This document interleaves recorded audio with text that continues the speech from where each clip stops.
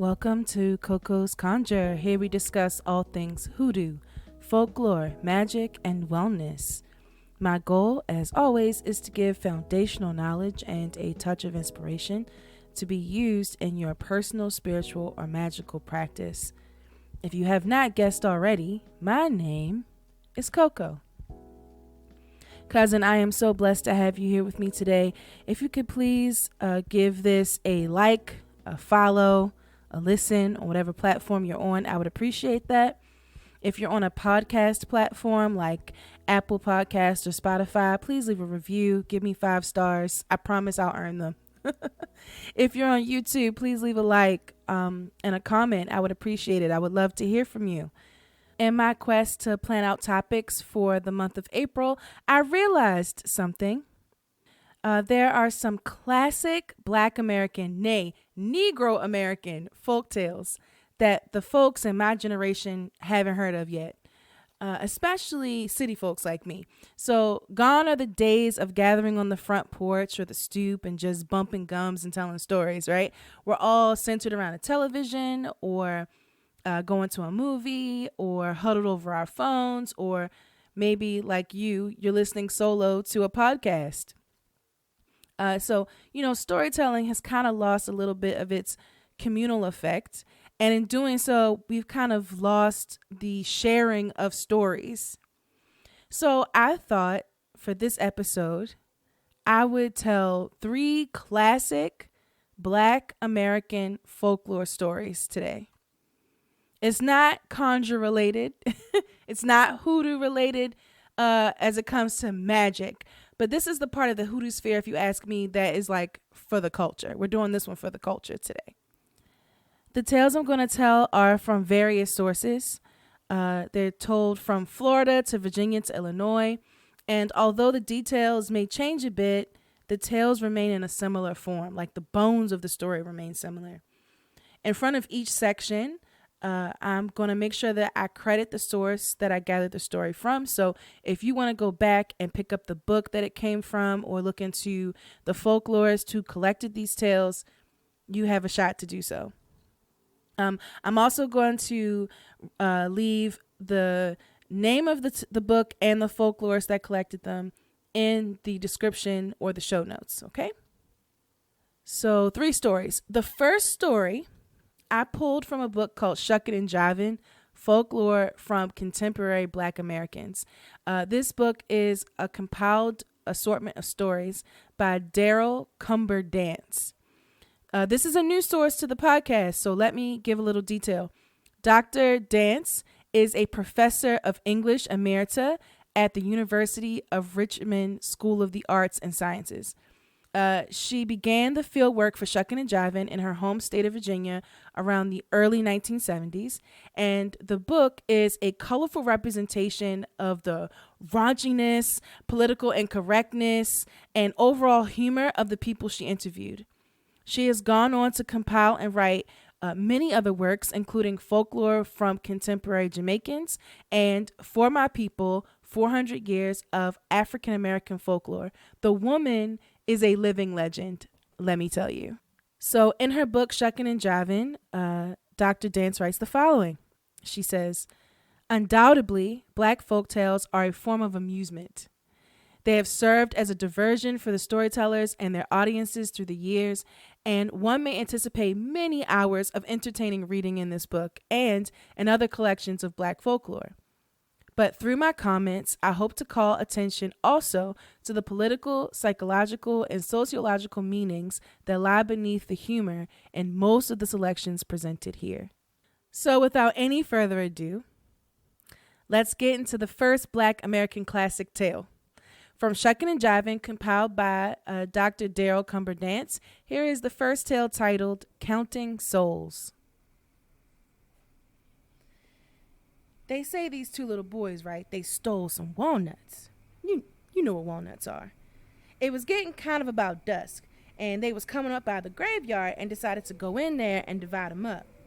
And just as they started past the gate, they dropped 2 of the walnuts, but they didn't stop to get them. They just went on in the graveyard, and they started picking them, counting them out. This one's mine, that one's yours. This one's mine, that one's yours. This one's mine and that one's yours. So a deacon walking past the graveyard about dark, and he hear the voices. They go, this one's mine, that one's yours. So the deacon, he presses ear up closer to the gate, and he keep hearing him. He listening. He's saying, this one's mine and that one's yours. This one's mine and that one's yours. No. This one right here is mine, and that one over there is yours. So the deacon, he run back to the church, and he run up there and he say, Reverend, do you know something? Judgment Day must be coming fast, because the Lord and the devil are down there in the graveyard dividing up souls. The reverend said, brother, you know you wrong. And the deacon said, nah, come down there and see. So the deacon and the reverend, right, they run back to the graveyard, and they press their ears up to the gate. And they listening. And these kids, right, they still counting. This one's mine, that one's yours. This one's mine, that one's yours. No. This one's mine and that one's yours. So one boy, right, he say, now, what about the two at the gate? The minister and the deacon say, oh, no, you don't. And they went running, pure, gone.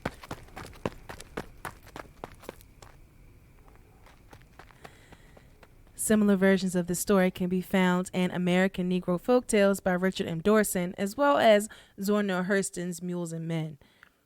So, the lesson I took from this story: fall into the traps of spiritual and supernatural fears, and you miss the obvious mundane answers. It's just two boys counting out walnuts, my guy. It's not a demon trying to eat you. The second story comes from our collective ancestor, Zora Neale Hurston, from her book of Mules and Men.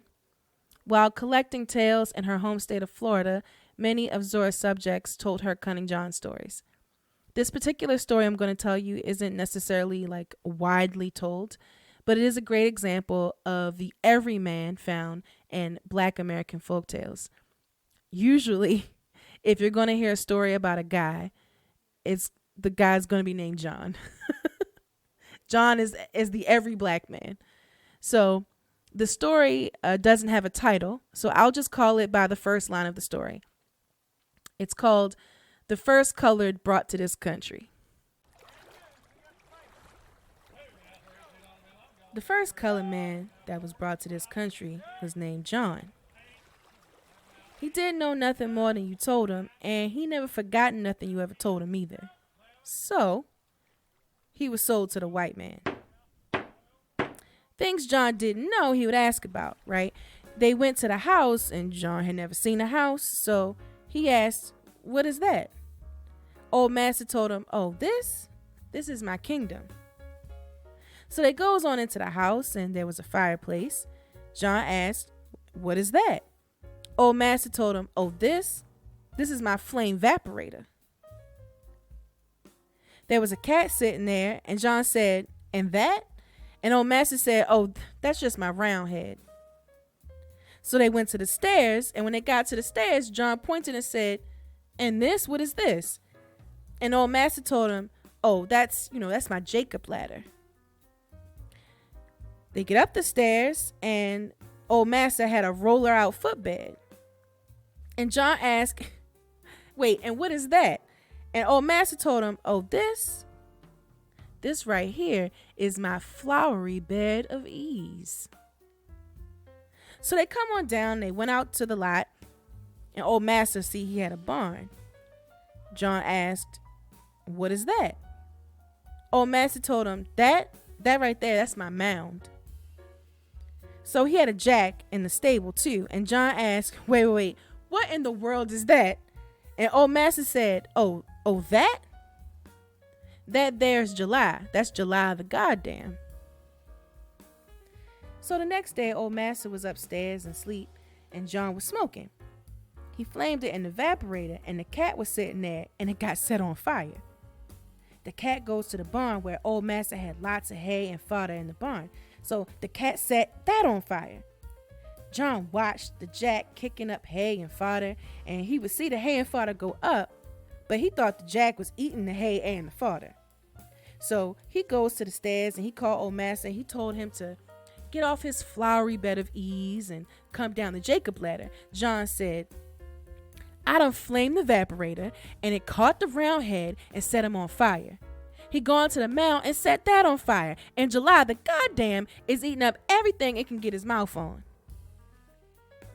Massa roll over in the bed and ask, what did you say, John? So John told him again, you got to get off your flowery bed of ease and come down the Jacob ladder. I done flamed the evaporator and it caught the round head and set him on fire. He's gone to the mound and it set it on fire, and July the goddamn is eating up everything it can get its mouth on. Oh, Master, see, he was still sleepy and he didn't understand a word John was saying. So he just looked at John and said, John, what are you saying? So at this point, John got tired and he said, get up out the bed and come down the stairs. I done set the cat on fire. And he ran out to the barn and set that afire, and the jackass is eating up everything it can get its mouth on.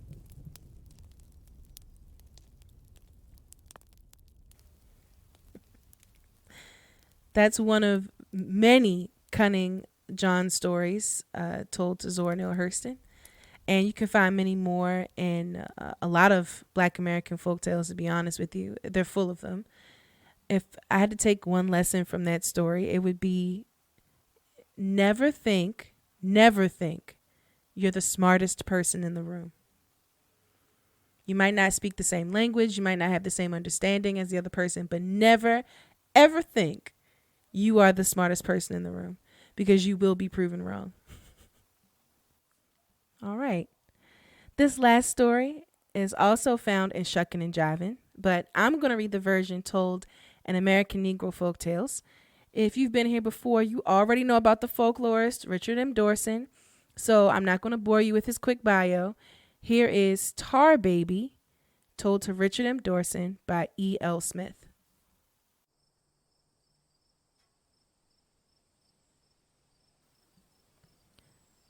So there was a rabbit and a fox.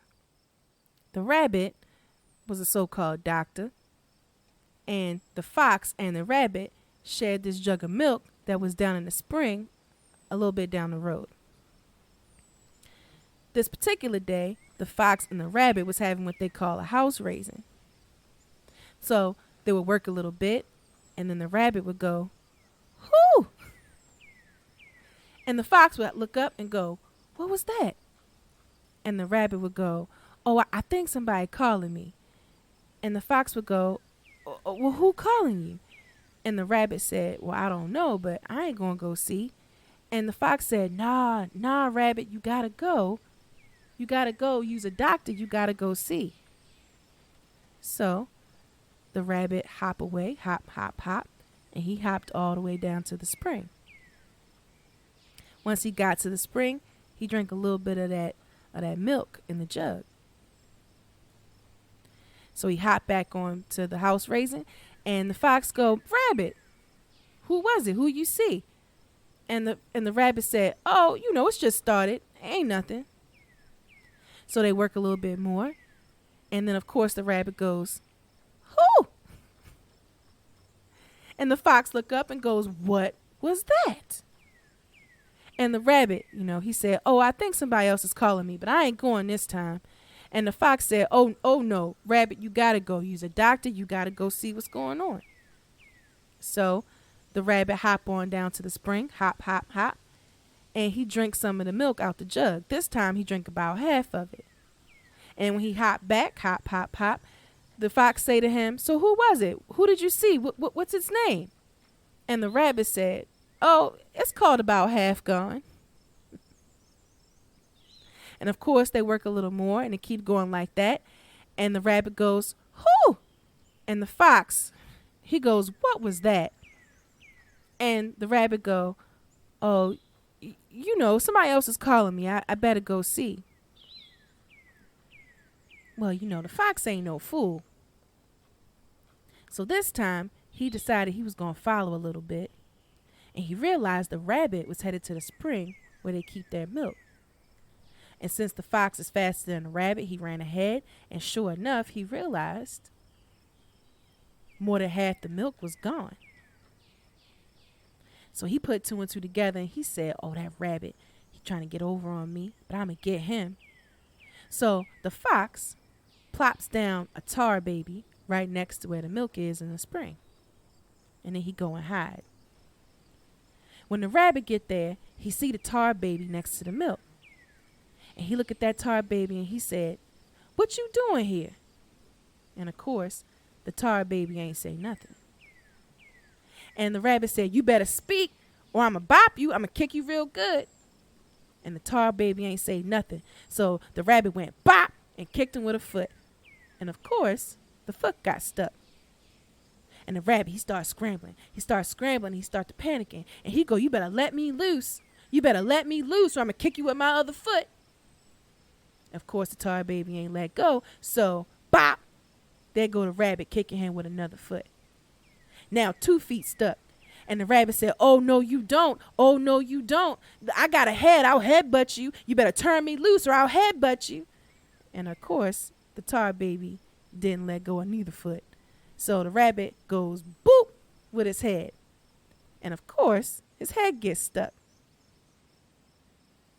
So the fox saw this happening and he run out and he started laughing.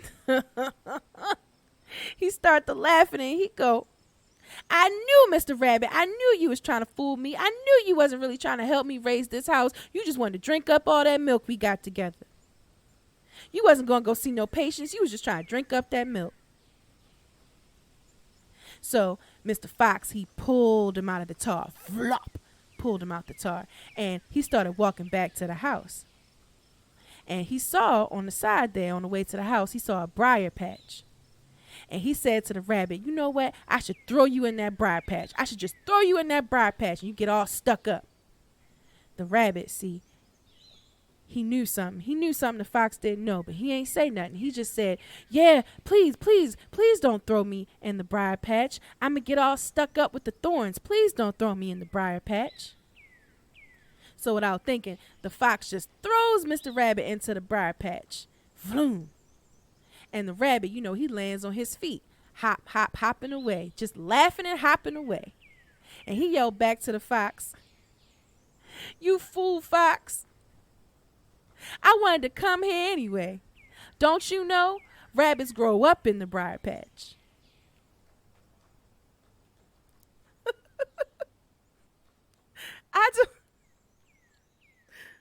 Oh my God. I don't know the moral of that story. It's just funny. I just find it really funny. I think I laughed really hard when I read it. I had to read it a couple times at first because E.L Smith, the person who was telling it to Dorson, it's obvious that she must have been laughing too when she was telling it, because I had to take a little creative license to string the story together to make it coherent, because it was not coherent in the book. It was not coherent in the book because she was laughing too hard. It's even noted sometimes in the text that she was laughing. Yeah, I'm sure there's a moral in that story. I can't. It's just, it doesn't matter. It's too funny. Okay, no. This is a podcast. Dr. Dance told us to try and find the social and the psychological and the whatever in the entertainment. So I can do this. Okay. The moral of the story for the tar baby is never con a con man. Also, stop while you ahead.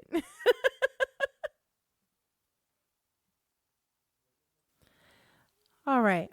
Those were the 3 classics. I hope you guys enjoyed that. I enjoyed telling them, I'm not going to lie. So if you've made it this far in the podcast and you've been here before, you know what's next. Because if this is your first time with me, I'm going to tell you. At this portion, I read a question from Reddit or Facebook or wherever, and I try my best to answer it. I do read the question a little bit beforehand, and then I give you my honest reaction answer right here, right now. It's not always from a conjure board, but this particular one is. This first question comes from a conjure board on Reddit, and it's titled, What is Conjure? So she says, I posted this to our witchcraft, and someone recommended that I put it here. And in their opinion, conjure has always sounded like a brand name, like a lumping together of POC practices. So I ask you, what is conjure? I've been practicing witchcraft for 3 years, and on occasion I've heard the term conjure and root work, but I've never paid it any mind to them because I was under the impression they're under the same umbrella as hoodoo and voodoo or vodou. I am as white as the fallen snow. So I don't have any business practicing traditionally POC cultures, religions, traditions, etc. But recently, as I kind of wanted to get into folk magic, I was recommended the book Backwoods Witchcraft, Conjure and Folk Magic from Appalachia. And the title put me off a little because I don't know anything about conjure, nor do I live in Appalachia. Do I have to be Appalachian to do Appalachian folk magic? Is this a silly question? So, what is conjure? Is it historically a POC African American practice? The same thing for hoodoo, because I don't fully understand that difference in voodoo. And as a white woman, I don't have any business thinking about any of these practices outside of a purely academic perspective, right? Okay. So, first of all, I appreciate the fact that this person is coming into a space and saying, hey, listen, I don't think I belong here. I'm just trying to figure this out. Do you mind just educating me a little bit? I don't think they're demanding education. I think they're just asking a simple question, and I find that fair. So, in my humble opinion, conjure is the working of spirits, both divine and earthly, to reach a goal. Specifically, when used in the context of Appalachia or hoodoo, it can best be described as the folk magic specific to that ethnic group or that regional group. So conjure, root work, hoodoo, it's all interchangeable. You'll find that in this space, the terms become a little interchangeable, even though I feel as though in modern practice, we are starting to draw differences between them. So we as hoodoos, we call it conjure because that's what our ancestors called it. They called it conjure. There is style and tradition in play as well. Think about like how someone from Appalachia works with spirits versus how a hoodoo works with spirits, to lay their work or their tricks or their fixes or whatever, right? So there is Appalachian style conjure or hoodoo style conjure, just like there is granny magic. I think whenever I hear the term granny magic, I think of Florida. There are the Bayou Treaters in Louisiana. I don't think they would call themselves conjurers, but they are doing the same thing. They are petitioning to a higher power, working with, God, the Spirit, the Holy Spirit, to treat and heal people.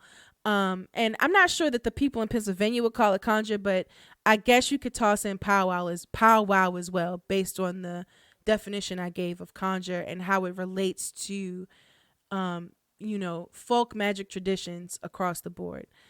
As much as I would like to say that hoodoo is an ethnic, cultural, spiritual expression belonging to Black Americans, I also don't have my head in the sand, so I will not deny the fact that there are known and respected workers in the hoodoo space who are not Black.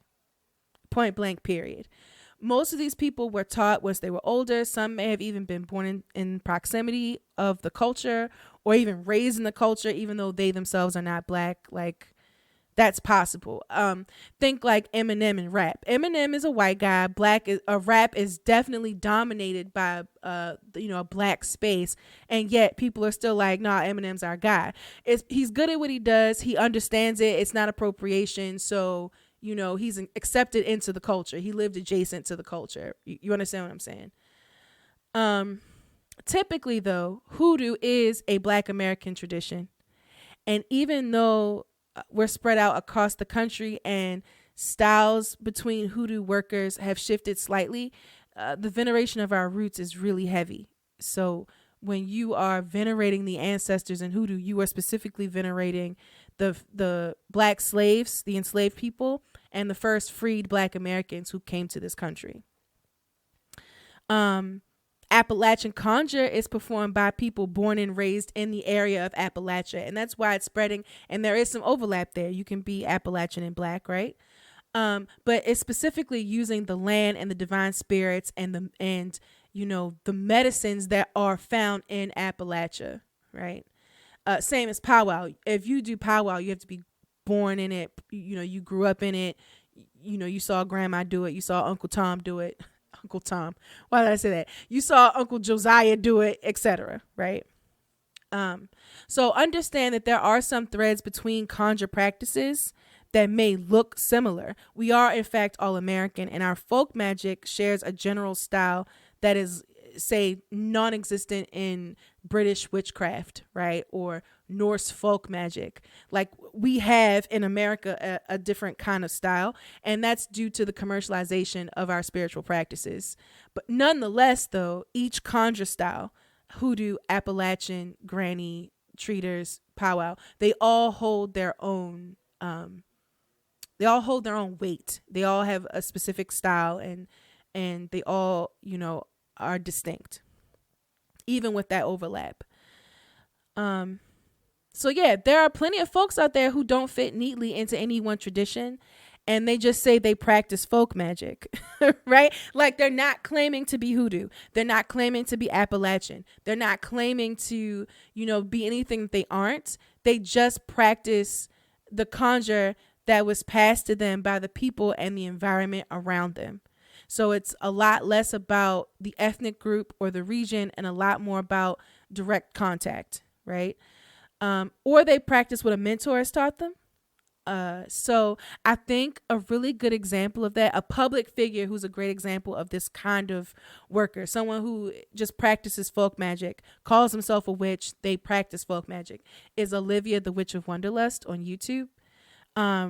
I see, like, if you see how she doesn't share her prayers, but she's Filipino American, so I think half Filipino, half Irish, German, whatever. Like, she's of mixed ethnicity, of mixed race, and when I see her in her videos hold a candle and she's going to go pray over it, that looks similar to me of how I might do that, or as a hoodoo, or it looks similar to me on like how she dresses her candles.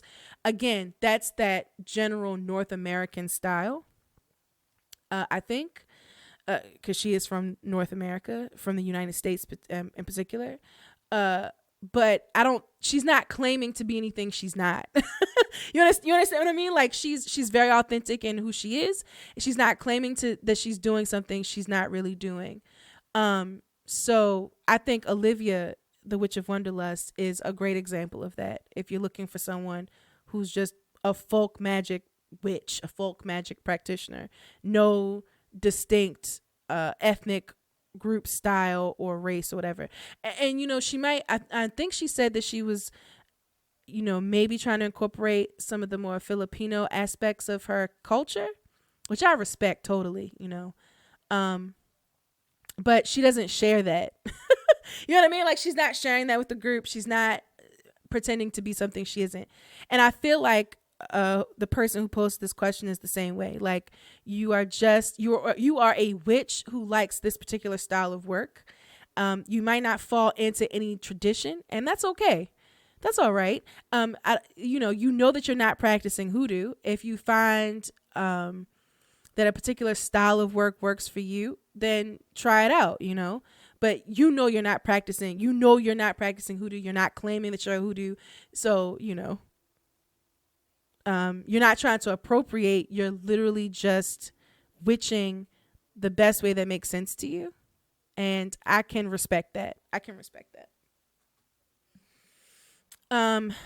think what I like the most about your question is that, I studied and learned about Norse paganry, like heathenry in particular, that doesn't mean I worship Thor. You know what I mean? Like, I'm not out here pouring out one for Odin. I just found it interesting, so I picked up a book and started reading, and I started to watch people who are in that space, who were open about their practice online or in person.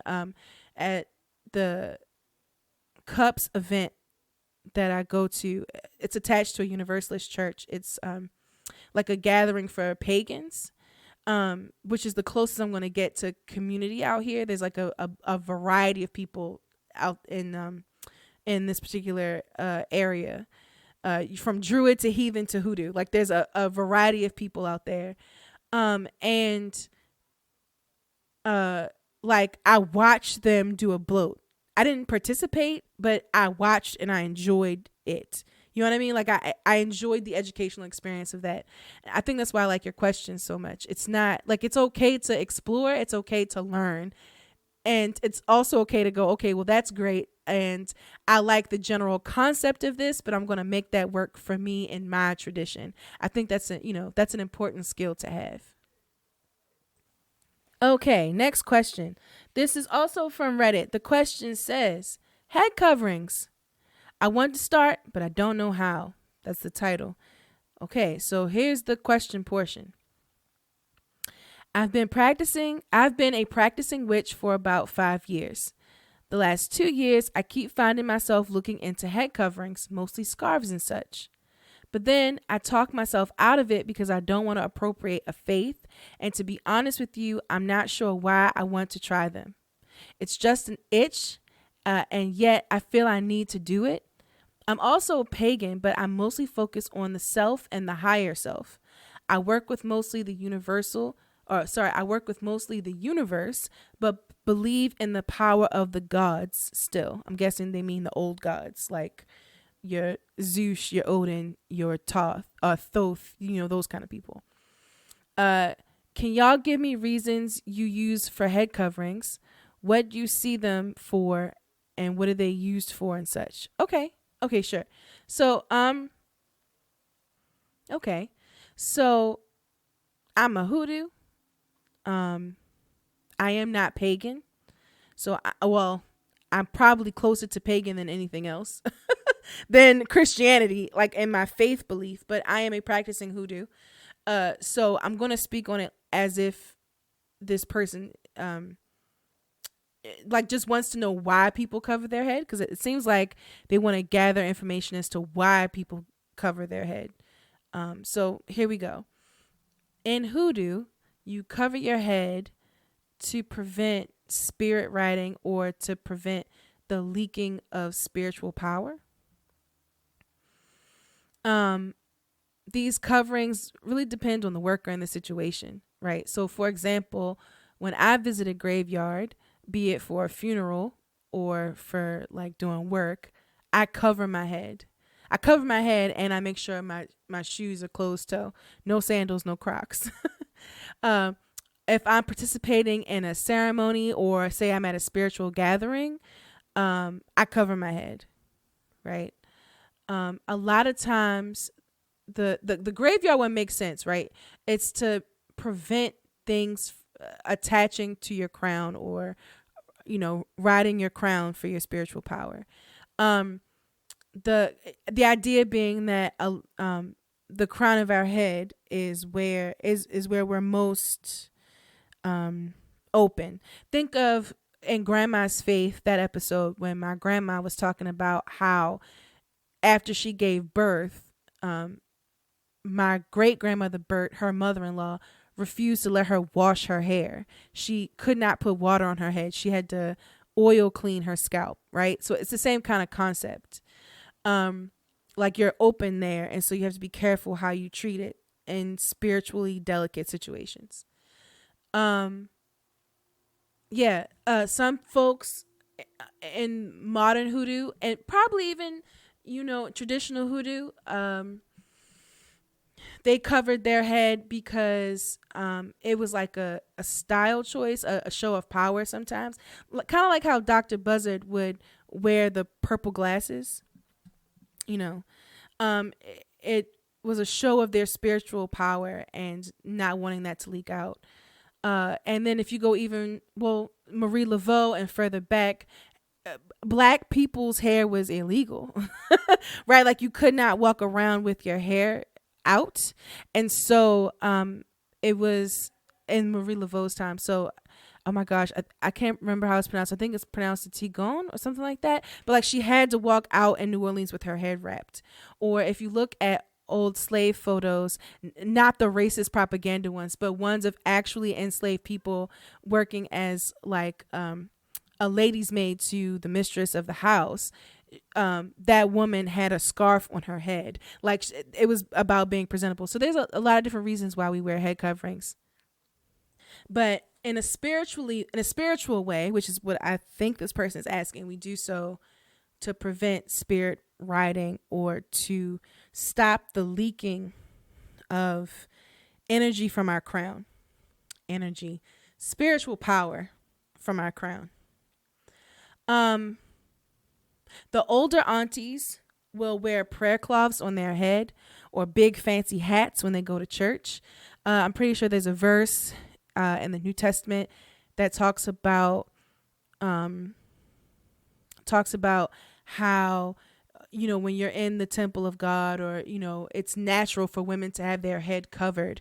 So that's why they wear hats. Women wear hats in church. That's why you'll see them with like the doilies or the, you know, the ushers walking down. And if she's a lady, she's got on the white hose, she's got on the full white outfit, and she's got the head covering, the doily on her head, right? I am not a Christian-based hoodoo, obviously. Right? Obviously, that's not me. So a simple head wrap will do that for me. If I'm by myself and I'm in my room and I'm just sitting at my altar trying to do some ancestor veneration, I might just keep my night bonnet on. I'm not going to lie. Bonnet, as long as my head is covered, that's what's important to me. So some of my peers may also wear wigs. Similar to how Orthodox Jewish women will wear wigs. They wear it so they can look stylish and still be in protocol, still have their heads covered. I don't personally know any men who practice hoodoo, but from what I've seen online or like in like passing spiritual spaces, men will wear hats or head wraps of some sort, usually just a hat. When they're in spiritual spaces. One thing I know for sure, it doesn't matter if they are he, she, or they, any head covering has to shield your crown. So there was like this huge push online that said that, oh, you know, you just have to have a headband on and that's enough to say you're veiling, or that's enough to say that you have a head covering. And like that might work for them in their tradition. But in hoodoo, if it doesn't cover your crown, it's not doing anything. It ain't doing nothing. So yeah, it's used as a protective thing in hoodoo. It's used as like a kind of like a show of power. You know, like, oh, I have so much power, I have to be careful how much I leak out, or I'm such a reader and I pick up on people so well that I have to cover my head so that way, I don't accidentally read people. I don't accidentally see, what I'm not supposed to see, or so on and so forth. And then, of course, it stems from culturally for Black Americans. It stems from just the law around our hair. You know what I mean? Like how our hair is treated, and as it's like a taboo thing for our hair to be natural and out like that. It stems from that, but spiritually, it's more about the protection or a show of power. And depending on the tradition, there are different protocols that you have to follow. For example, like I said, when I go to a graveyard, I just make sure my head is covered, and I make sure my feet, I have on closed toe shoes. I know some people, they have to wear all white, or they'll wear only white, and they make sure their head's covered. They walking backwards. Like I don't do all of that. I don't do all that. So yeah, I don't know if it helps that person, but I feel like, for anyone listening, that might give you an insight as to why, as hoodoo practitioners, as Black American workers, we cover our heads. Alrighty then, you have made it to the end. Congratulations. I hope you guys had a fun time with me this go out. I had a really fun time. I enjoyed myself. I am recording this at 10:36 at night, East Coast Standard. My cat will not stop meowing at me. According to her, I should have been in bed 36 minutes ago. I swear. I don't know if she thinks she's my mama or what. I got to remind her constantly she cannot yell at me. I am the human being and she does not pay rent in this place. So, I don't know if anybody else cats does that, but she's on a strict time frame. And if I don't follow it, she gets real upset. So, let me just work in line with the spirits in my house and wrap it up. Thank you so much for listening. Thank you so much for being with me. Please, again, leave a like, comment, subscribe, or follow on whatever platform you're listening on. And before we go, I just want to let you know, cousin, you deserve the world. Our stories are important. Our culture is ever present, and it should not be forgotten. It should not be forgotten. There are lessons to be learned in storytelling, and we should always make sure our stories are told. And if you call for your blessings, cousin, they will come to you. You guys have a good day, night, evening. I'll see you next time.